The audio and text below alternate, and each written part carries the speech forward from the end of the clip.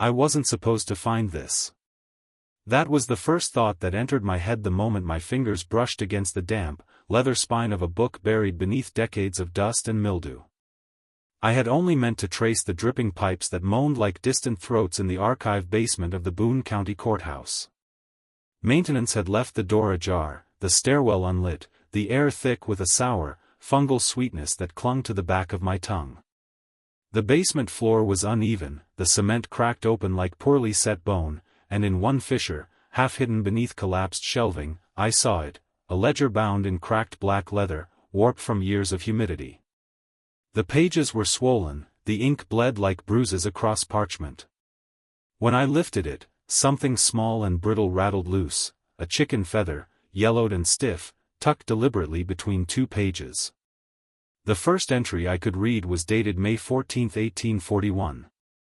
The handwriting was practiced, almost elegant, but there was a violence in the way the quill had been driven into the paper, leaving indents deep enough to feel with my fingertip. Names marched down the page, one after another, all men: Ezekiel Harper, 38 years. Elijah Boone, 52 years. Jonathan Price, 41 years. Beside each name was a date of death. And beside that, faintly scrawled, a symbol, a hollow circle, inked so thick the paper was nearly torn. But it was the next page that arrested me. At the very top, written in darker ink as though the author wanted it to outlast the rest, was a name I had never seen before, yet it repeated, again and again, like a curse scratched into the wall of a cell: Constance Grimsley. Every man's death in the ledger was paired with her name, though not as widow or wife, no title, no relation. Just her. As though she were an institution unto herself. I could hear the building settling overhead, the weight of the courthouse pressing down through the concrete like a judgment. The single exposed bulb swung faintly in the draft, casting shadows that jittered across the ledger as though the names were shifting under my gaze. I flipped further. Pages missing. Whole leaves torn out at the spine. And then, one entry violently blacked out with thick tar-like strokes that smelled faintly even now of iron. I held the page close and realized the strokes had scratched entirely through the parchment, scoring the sheet beneath. Whoever had tried to erase that name hadn't wanted it read by anyone, ever. Still, the hollow circle symbol bled through the blackout, burned into the paper like a brand. My hands shook as I closed the book, the leather squealing in protest. For a moment, I thought I heard a sound, not the pipes this time, but a woman's low humming, far back in the dark, as though someone were rocking a cradle. The echo clung to the corners of the basement before dissolving. I forced myself to catalogue what I had: a hidden ledger, Constance Grimsley's name repeating across decades of deaths, an erased entry, and the unnerving sense that the book had not been meant to be found. On the way out, I noticed something else. Scratched into the stone arch just above the stairwell exit, so faint you'd miss it unless you felt the wall, was a number: 37. The grooves were shallow but deliberate. The kind of mark made over and over until the hand was sure it would last. I ran my thumb over it, and the limestone seemed colder than the rest of the wall, as though it had absorbed something inhuman. That night, I couldn't shake the thought of Constance Grimsley. I had never encountered her in Kentucky history, not in the archives, not in courthouse lore, not even in genealogical gossip. Yet here she was, written in the hand of someone who seemed to have tracked her across decades of funerals. Why had she been erased from one page, but not the others? Why did every name belong to a husband, yet her title was never written as wife? When I tried to sleep, I dreamt of the ledger opening itself, pages turning without hands, the ink rewetting as if freshly poured. Each hollow circle pulsed like an open mouth. Each name whispered as though alive, until all I could hear was hers, a voice that was not spoken but remembered. Constance Grimsley. I woke with the taste of earth in my mouth, as though I had bitten down on soil. That was the moment I knew. It was not curiosity alone that tethered me to this discovery, it was compulsion. The ledger hadn't simply been misplaced, it had been hidden, waiting for someone to touch it again. And now that I had, the silence around Constance Grimsley demanded excavation. History had tried to bury her. Someone had blacked her out, scratched her over, pressed her into darkness. Which meant only one thing: there was a reason. And I have never been good at leaving reasons alone. I returned to the Boone County Archives 2 days later. The clerk on duty, a hollow-eyed man in his 60s, barely looked up from his newspaper when I asked about Constance Grimsley. His brow furrowed at the name, then smoothed as though it had never passed his ears. He shook his head, muttered, "Don't know it," and turned the page. But the ledger had offered me one more thread. In its margins, beside the scratched-out entry, I had noticed the words, "Haven of Mercy," faintly penciled, almost erased. At first I thought it was a church mission, one of the countless Protestant charities that blossomed across Kentucky in the 19th century. But when I checked the State Register of Historical Institutions, I found something stranger: Haven of Mercy Orphan Asylum, founded 1839 in Gallatin County, dissolved by 1872. The records described it as a charitable refuge for widows and their children, established under Christian auspices. Widows. My pulse quickened. The listed founder was Reverend Josiah Harrow, a name that sounded noble enough to belong to the carved stone of a chapel. He had been a Methodist preacher, the son of a coal baron, and, according to the minutes of the Methodist Conference, a visionary devoted to the moral rehabilitation of destitute women.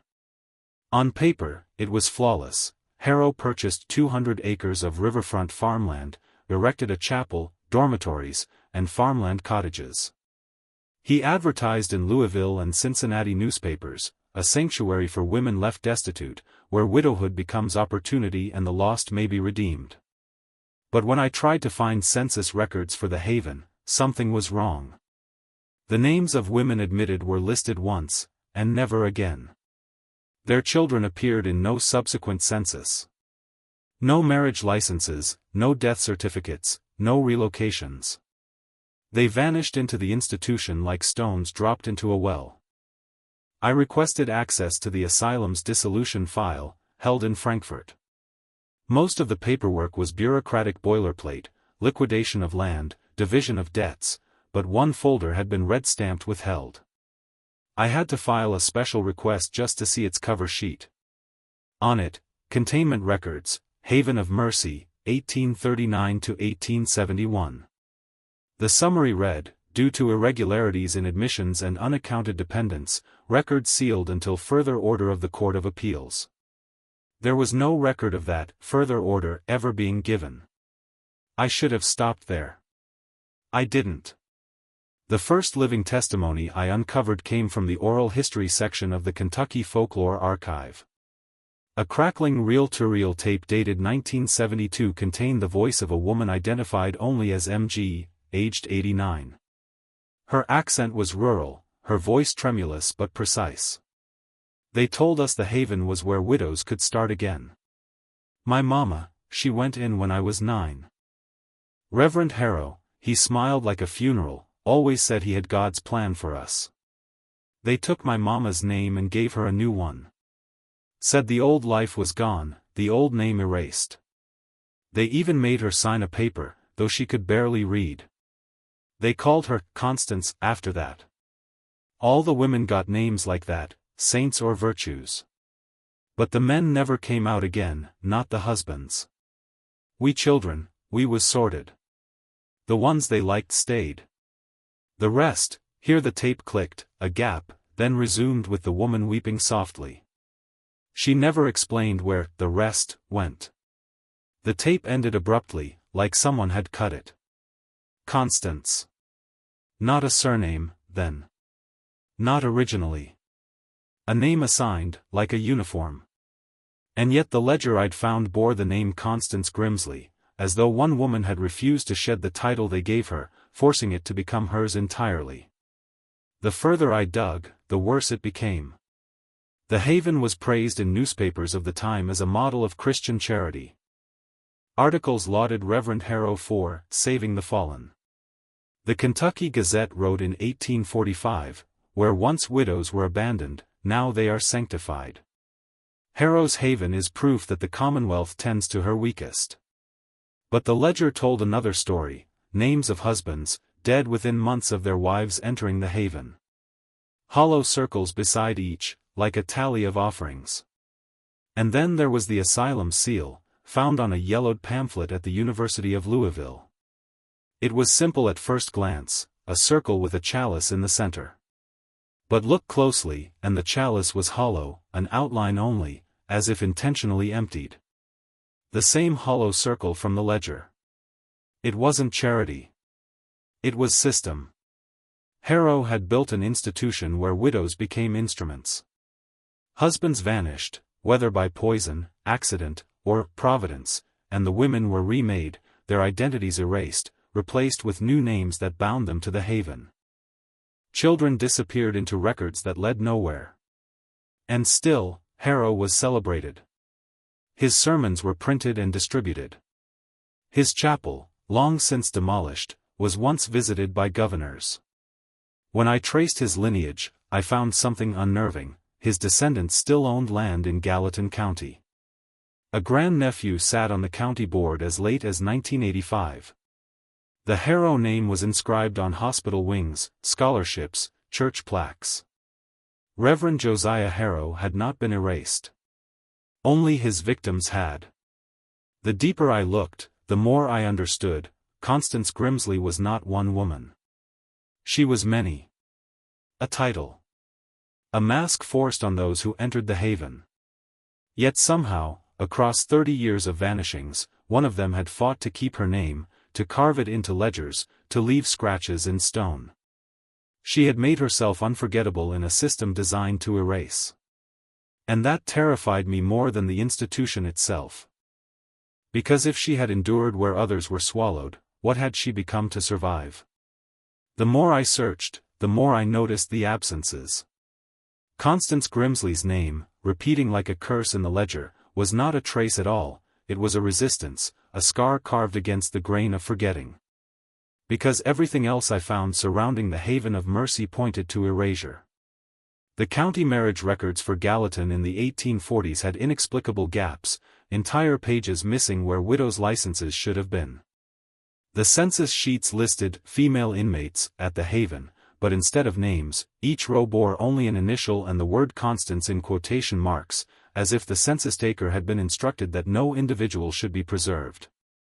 I pressed my thumb against one of those brittle microfilm sheets until the glass went cloudy.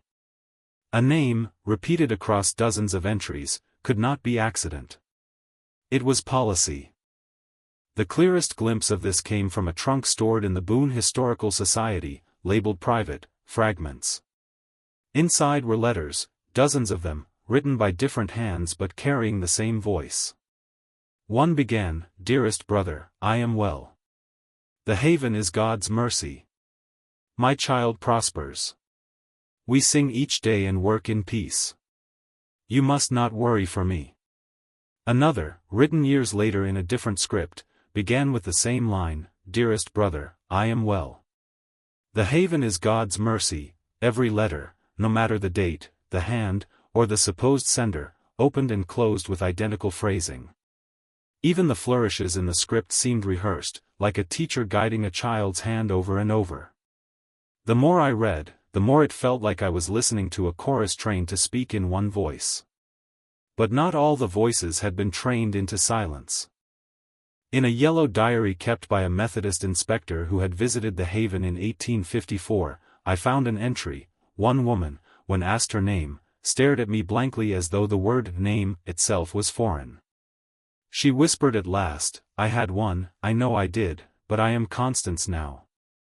I am always Constance." The others, too, echoed this title, though none seemed to know when they first bore it. I copied that line into my notebook, underlined twice, "I am always Constance." What could erase a person so completely that even the memory of a birthday, a childhood, a mother's voice dissolved into a collective identity? I thought of the scratched number I'd found above the courthouse stairwell, 37, and wondered if it had once been a name, reduced to a digit because words were too dangerous to keep. It was around this point that I began finding portraits. At the Kentucky Historical Society, tucked into a folio of Harrow family photographs, were 7 small daguerreotypes labeled Widows of the Haven. Each image was different, different clothing, different years, but the faces were eerily similar. Not by blood, but by affect. The same soft, emptied gaze. The same pose, seated, hands folded, expressionless. As if a template had been imposed on each. When I laid them side by side, I noticed something chilling. Faint scratches marred the bottom edge of each plate. At first I thought they were damage. But under magnification, they resolved into letters. Names, crudely scratched and then rubbed away. I could just make out fragments: Anna, M, Lydia, before the rest dissolved into scoring. Someone had tried to preserve their identities in secret, and someone else had just as carefully removed them. And then I met Margaret. Not in person, but in transcript. In 1931, the WPA Federal Writers Project collected oral histories of elderly Kentuckians. One slim folder contained the account of Margaret Collins, aged 94, resident of Warsaw, Kentucky. She described how she had been a child in the Haven in the 1850s. Her mother, she claimed, had been renamed Constance. But what Margaret remembered most was how, year by year, her mother forgot the world outside. At first she would whisper my papa's name at night. She would say it like a prayer. But after a year she would stop and say she couldn't recall his face. By the 3rd year she looked at me and called me child only, never Margaret. When I asked her my birthday, she cried, because she said it was gone from her mind. And then one day she smiled and said, "I have always been Constance, haven't I?" like she was proud of it. The interviewer noted that Margaret herself wept during the telling, her hands shaking so hard she could not hold her teacup. I could not stop thinking about that image, a woman forgetting her husband's face, her child's name, even her own. Until she carried only the mask given to her. And I thought again of the ledger, of that single figure, Constance Grimsley, who had refused erasure. What had made her different? Perhaps she had scratched her name into stone while others let theirs fade. Perhaps she had resisted the scripting of letters, or had written her own against the pattern. Perhaps the institution itself needed one who carried the name, an exemplar, a living emblem of erasure perfected. But the most disturbing thought was simpler: perhaps there had never been a Grimsley at all. Perhaps every Constance who remembered too much was ground down until she became the Grimsley, until her old name, her old self, was emptied into that hollow circle. The Haven had not only devoured the bodies of men and children. It had consumed memory. And once I realized that, I began to feel the ledger working on me, too. The handwriting that had seemed elegant now blurred when I tried to reread it. The blacked-out page that I had studied so carefully now appeared as a smear, the grooves beneath harder to trace each time. Even the number carved above the stairwell, was it 37? Or 73? I could not be sure anymore. I wrote notes obsessively, but when I came back to them hours later, words had shifted, letters dropped away. My own writing seemed to conspire against me.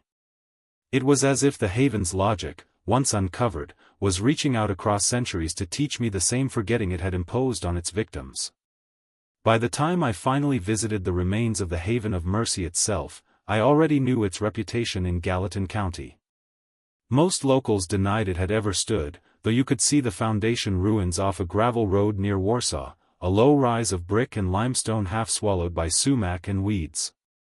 Farmers told me the land was sour ground.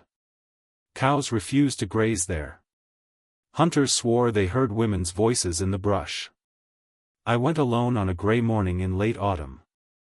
The Ohio River was shrouded in fog, and the damp air tasted of iron. The ruin rose from the mist like a broken tooth. From above, it looked simple: collapsed chapel walls, half a dormitory wing, chimneys standing like watchtowers. But once inside, the structure revealed itself as wrong. Corridors intersected at impossible angles. Doors opened onto bare walls. Staircases doubled back on themselves, returning me to the same landing again and again, though from a different direction each time. I found myself whispering aloud just to hear my own voice, to anchor myself against the looping silence. In what remained of the chapel basement, beneath a rotted trapdoor, I discovered a descending stair that should not have been there at all. It was not listed in the surviving blueprints I'd seen in Frankfurt. The steps were stone, slick with condensation, and they led down into what felt like the bowels of the earth. I carried a lantern, its glow trembling against the walls. At the bottom was a long corridor of brick archways. Some were sealed, others yawning open into chambers where the air pressed close and heavy, as if the rooms themselves were breathing. Inside one chamber, I found a row of iron beds, rusted but still upright. Shackles dangled from the frames. A journal, nearly dissolved with mold, lay on one mattress. The ink bled but legible enough. Silence therapy continues. Patients resist naming themselves. 3 days without speech, opiates administered to quiet hysterics. Several now compliant, repeating the assigned virtue names with conviction. Recommend increased dosage. My lantern flame shrank suddenly, as though starved of air. For a moment I thought it would die, but instead it elongated, stretching toward the far wall. And then I saw it, the brick sweating dark, a line spreading slowly downward like a wound opening. The wall was bleeding. Thick, brown-black stains seeped between bricks and ran toward the floor. I staggered back. The iron beds rattled faintly, though no wind stirred. When I returned the next day, in daylight, the wall was clean. Dry. But I had photographed it, and in the image, the stain remained. Further in, I discovered what must have been a ritual chamber. The floor bore a circle of tiles, black and white, worn by feet pacing endlessly. Niches in the wall held the remains of candles, melted down to stubs. Strangely, when I set my lantern down, one wick glowed faintly and relit itself, a small, steady flame burning without wax to feed it. Pinned to the wall was a series of photographs, their silver nitrate faces warped with age. Women in white gowns sat with eyes closed, blindfolded, their hands folded. Beside them, a tall man in clerical garb, Reverend Harrow himself, unmistakable from the portraits I had seen, holding a vial to their lips. Opiates, most likely. Laudanum had been common, administered as medicine for nerves. But in these images, the women were too still. Their mouths slack, their faces emptied of all expression. What unsettled me more was that one woman, at the edge of the frame, had opened her blindfold just enough for the camera to catch her eye.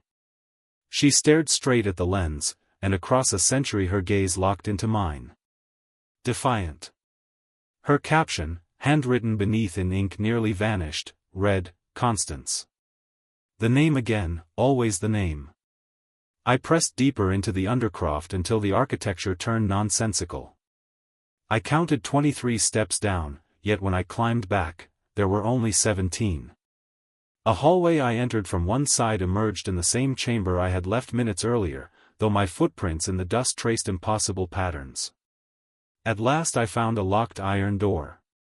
Its surface was scratched with names, dozens of them, each crossed out with a single gouge. I pressed my ear against it, and I swear I heard whispering on the other side, too many voices to count, all murmuring the same syllable, Constance, Constance, Constance. When I pulled away, the door was warm. I should have left then. But compulsion drove me further. At the farthest end of the tunnels was a small chamber with no door, only an arched entry. In the center stood a mirror, freestanding, its frame of dark oak carved with twisting vines. The glass was intact, though clouded. I approached cautiously, lantern held high. My reflection appeared, wavering in the glass, but wrong. The figure staring back was older, thinner, the face drawn tight, eyes empty. And when I lifted my hand, it did not follow. It remained still, its lips parting as if to speak. A sound like rustling parchment filled the chamber, and I heard words in a chorus of women's voices, "You are not who you were. You will forget. You will be us." I stumbled back.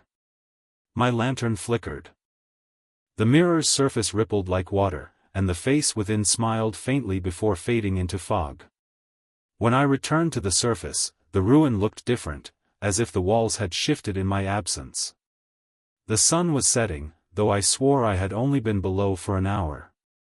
My watch had stopped.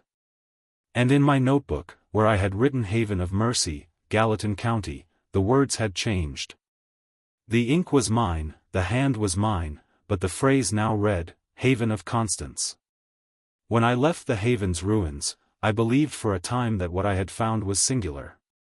That Reverend Harrow's asylum was an aberration, an isolated infection in the 19th century. But rot never stays contained. The first evidence came almost by accident. In the Boone County Courthouse archives, while combing through land transfers, I discovered a slim folder marked Disbursements to Associated Charities, 1842 to 1867. The Haven was listed alongside 3 other institutions, St. Margaret's Refuge, Paducah, Bethany Home for Widows, Lexington, the Sanctuary of Our Lady of Quiet, Owensboro, each received state funding, each praised in contemporary papers for their moral mission. And each, like the Haven, left behind records that ended in silence. Women and children entered. No record of them leaving. The symbols told me it was no coincidence. At St. Margaret's, the seal was a chalice enclosed in a diamond, but the chalice was hollow, just as at the Haven. The Bethany Home's surviving hymnals bore the refrain, Empty thyself, that thou mayest be filled.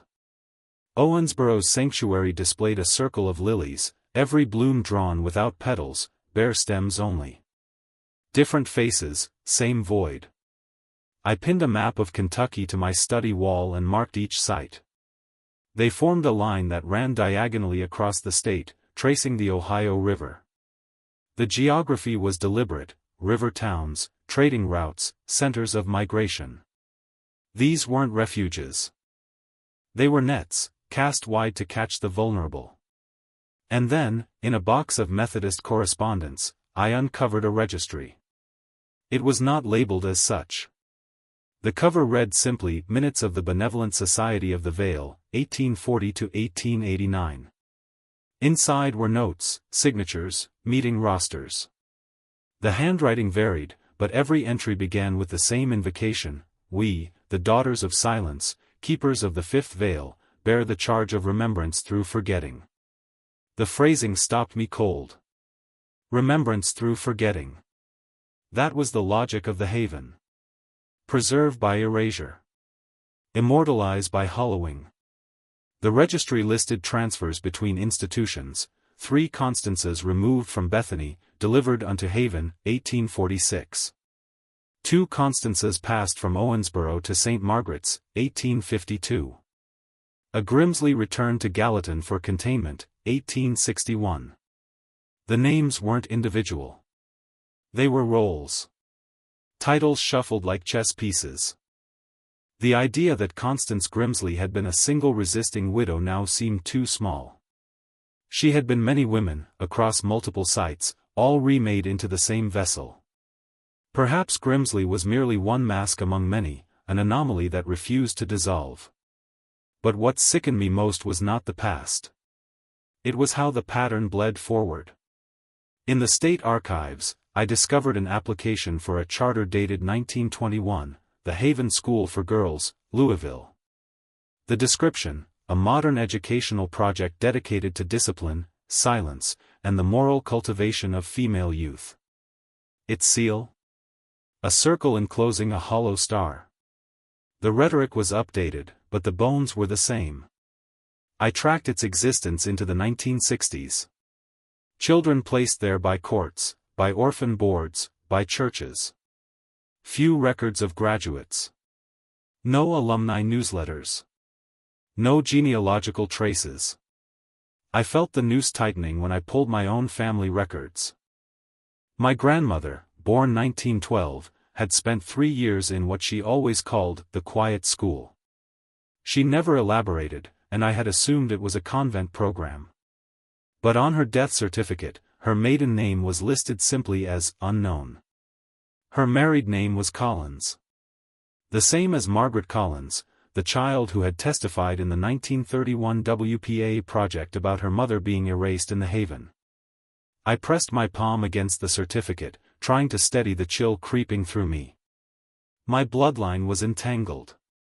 I was not just studying the Constances. I was descended from them.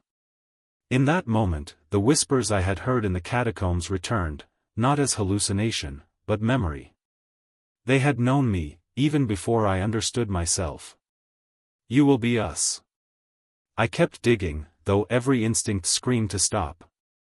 Modern traces appeared in the least expected places, a private foundation in Louisville called the Fifth Veil Initiative, funding scholarships for disadvantaged young women. Its board members included descendants of the Harrow family. Their logo, a stylized hollow chalice. I requested their IRS filings. The listed address was a sleek glass office downtown, but the mail was forwarded to a P.O. box in Warsaw, bare miles from the Haven ruins. It was not over. It had never ended. The institutions had only changed names, evolved with the times. From asylums to schools to foundations. The circle remained unbroken. And the phrase from the registry still burned in my mind, remembrance through forgetting. That was why my notes blurred when I reread them. That was why my grandmother's maiden name had been erased. It was not clumsy record-keeping, it was design. Erasure was the legacy. When I looked again at my study wall, the pins and strings forming lines across Kentucky, I saw the map differently. It was not merely a net. It was a sigil, a ritual shape traced across the state itself. And the river, always the river, ran through it like a vein, carrying the hollow doctrine downstream. I realized then, I had never been the one uncovering them. They had been uncovering me. Every record I touched, every page I opened, was their invitation. And now that I had accepted, I belonged to the Fifth Veil as surely as any Constance before me. I thought I was prepared. I had gathered enough evidence to ruin them, ledgers, registries, testimonies, even photographs of the hollow seals etched into walls across Kentucky. I had a plan, to deliver it all to the Historical Review Board, to the papers, to the courts. To let the world see what the Haven and its sisters had done. But what I found in the final basement of the Louisville school left me paralyzed. It wasn't supposed to be accessible. The elevator shaft had long since been bricked over, yet behind a false wall in the archives, there was another set of stairs. Narrow, concrete, the kind that pulled sound inward so that every breath was swallowed whole. At the bottom was a chamber half submerged in water. The floor tiles were cracked, the plaster blistered from damp. And in the center stood a chair. Metal restraints at the wrists, padded headrest stained dark. Beside it, a phonograph, its horn bent and rusted. But the machine worked. When I wound the crank, it crackled into life. Confess. Confess that you are empty. Confess that you are not you. The voice was male, deep, controlled. Reverend Harrow? Or one of his successors? Then a child's voice, trembling, "My name is Anna. I am," the crack of a strap, and the child's cry cut through the static. "You are Constance." The recording dissolved into sobbing, then silence. I stood there, my chest hollow, the walls seeming to drip with the voices of those who had been broken. And then I heard movement. At first I thought it was another echo from the phonograph, but then she stepped into the weak lantern light. A girl, no more than 12, her dress decades out of date, water-stained. Her eyes were wide, reflective like polished stone. "Are you here to take me out?" she asked. My throat caught. I couldn't say yes. They said someone would come. That I would be remembered. The room shivered. I realized then that this was not flesh, not fully. A residue, a will that refused erasure.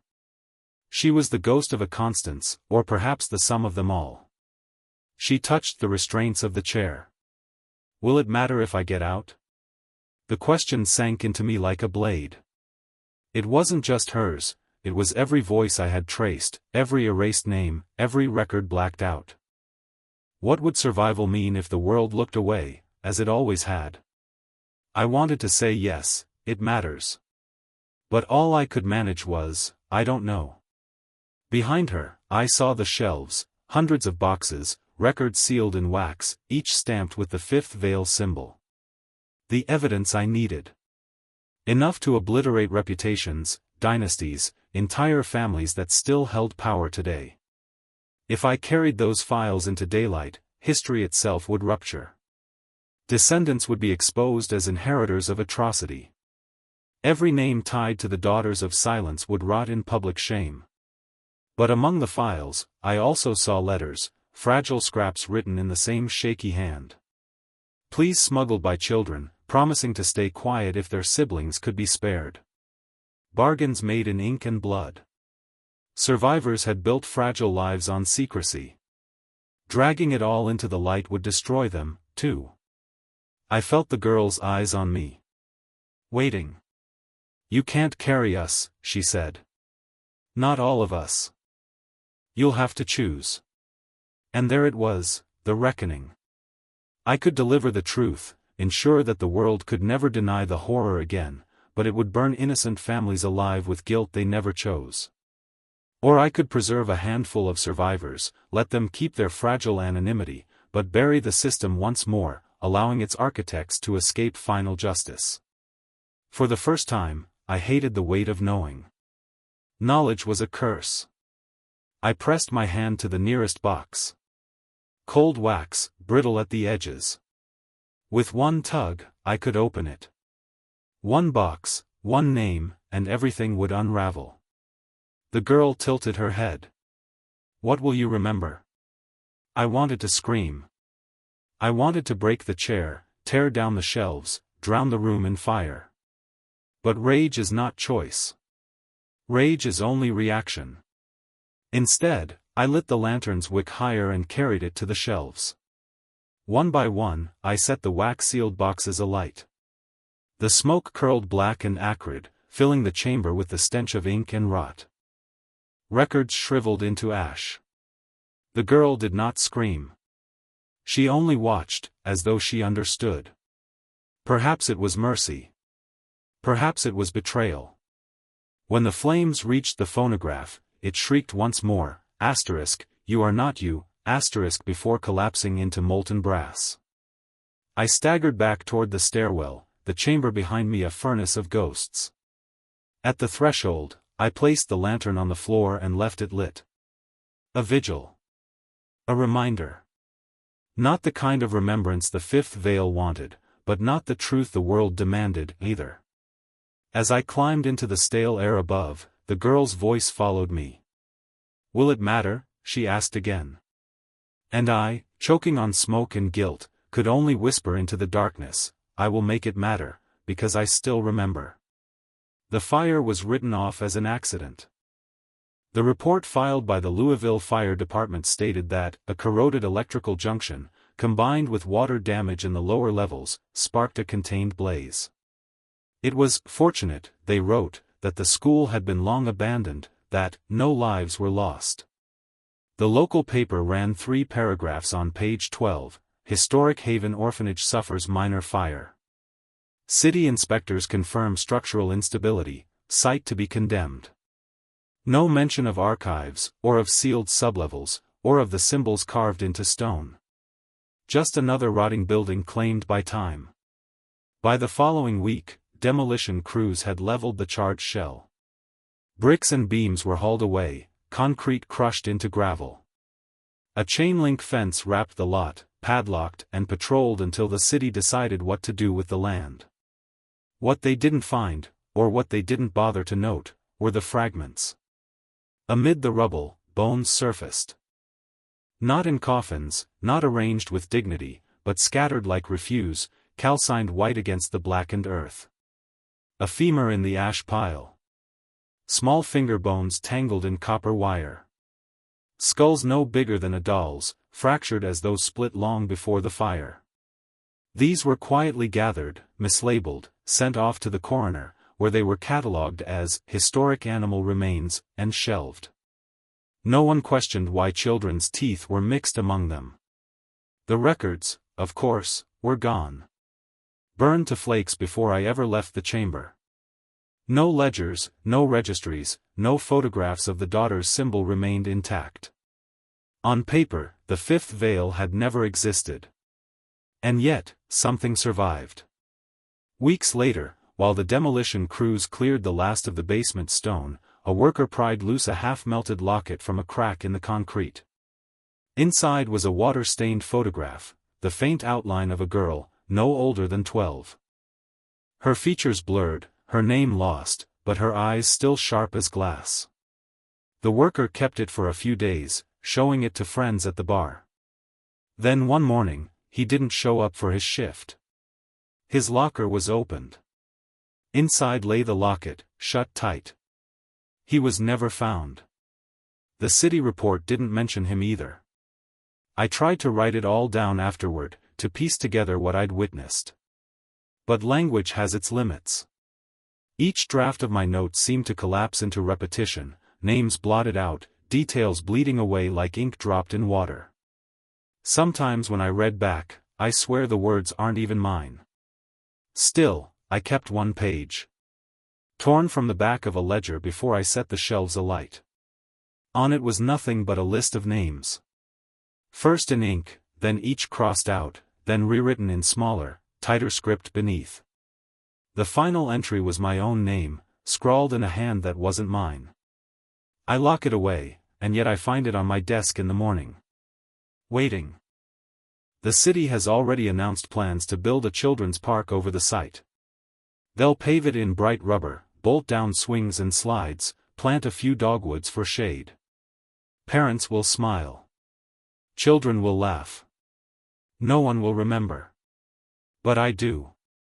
And in the silence of my room, when the air feels damp and heavy, I hear the faintest whisper, echoing the words that began it all, too.